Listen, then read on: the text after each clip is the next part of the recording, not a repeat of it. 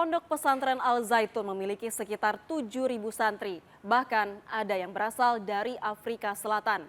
Kini muncul isu bahwa Al Zaitun terafiliasi dengan Jaringan Negara Islam Indonesia atau NII, organisasi yang telah dilarang oleh pemerintah. Berikut penelusuran tim Delik RCTI.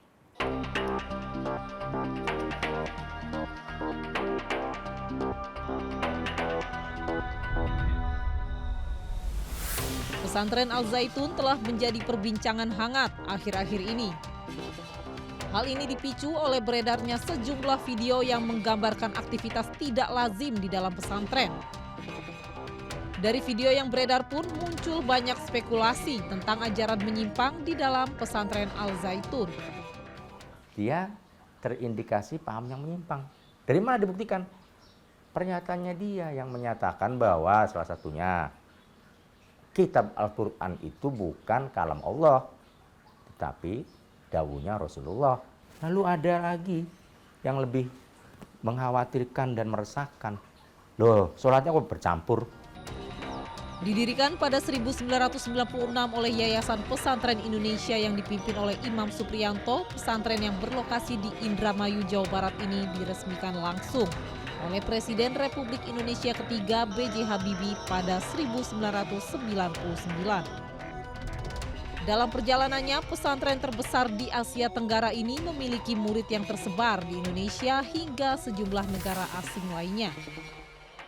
Ponpes ini, Mahat ini didirikan berkisar tahun 2000-an, mulai dari 96 dan diresmikan 98 oleh pemerintah waktu itu Pak Habibie ya, presidennya ya. Dan kemudian yang kita ketahui bahwa pendirinya itu dulu adalah Panji Gumilang ya. Seiring perkembangan, pesantren Al Zaitun yang telah memiliki ribuan murid ini terus menuai kontroversi. Salah satunya keterkaitannya dengan kelompok Negara Islam Indonesia atau NII. Diketahui NII sendiri merupakan sebuah gerakan yang bertujuan untuk mendirikan negara Islam di Indonesia.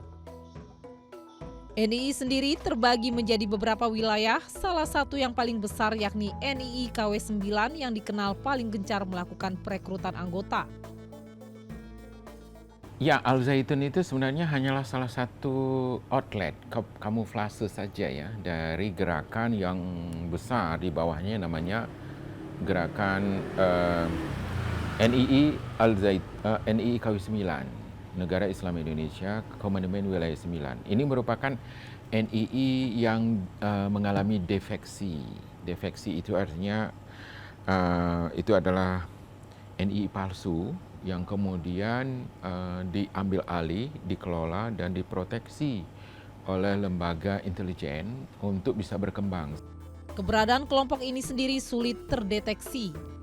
Hal ini dikarenakan kelompok tersebut memiliki struktur organisasi yang solid. Selain itu, tidak sembarang orang bisa menjadi anggota NII. Mereka harus bisa menutupi keberadaannya di tengah masyarakat. Salah satu yang menuai kontroversi adalah pola pengumpulan dana yang dilakukan oleh anggota NII KW 9. Tapi setelah direbut oleh Abu Toto, oleh Panji Gumilang ini, sejak tahun 91, itu dia mengubah kebijakan pengumpulan dananya secara sangat brutal ya, secara sangat progresif. Dan jumlah yang terkumpul pada waktu itu dari 2 juta orang itu bisa mencapai jumlah yang miliaran rupiah. Dan dari dana itulah yang kemudian dibuat program untuk mendirikan pesantren Al Zaitun. Namun hal itu dibantah oleh pimpinan Pondok Pesantren Al Zaitun, Panji Gumilang.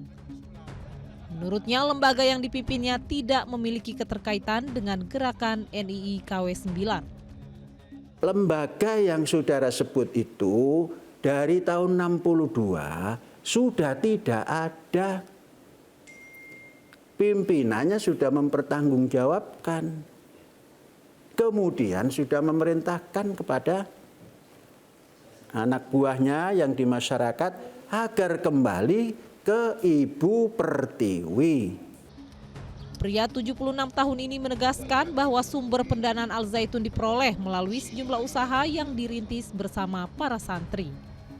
Di mana pendidikan yang dijalankan sekaligus melatih para santri untuk melakukan kegiatan ekonomi. Nah, pendidikan yang di dalam ini filosofinya pendidikan ekonomi, ekonomi pendidikan. Jadi ada perputaran ekonomi di sini. Menggarap sawah, turun ke laut, membuat kapal turun ke laut. Itu semuanya menghasilkan. Hasil itu diputar untuk menutup kekurangan yang didapat dari pelajar. Kisru pesantren Al Zaitun bukan baru kali ini terjadi. Dalam kasus yang syarat dimensi keagamaan seperti ini, pemerintah sebaiknya tetap bersikap objektif. Namun demikian, ketegasan pemerintah tetap harus dikedepankan mengingat hal ini sudah sangat meresahkan masyarakat. Saatnya lembaga pendidikan kembali ke tujuan utamanya, yakni mencerdaskan dan bersih dari pandangan maupun ajaran yang dianggap menyimpang dan bertentangan dengan ideologi bangsa. Aktivitas pondok pesantren harus mendapatkan perhatian serius dari pemerintah, khususnya dari Kementerian Agama. Jangan sampai para santri justru mendapatkan ajaran kesesatan agama saat menimba ilmu. Al Zaitun harus diselamatkan dari segala bentuk penyimpangan. Demikian Delik kali ini. Saya Anggita Disastra. Terima kasih dan sampai jumpa.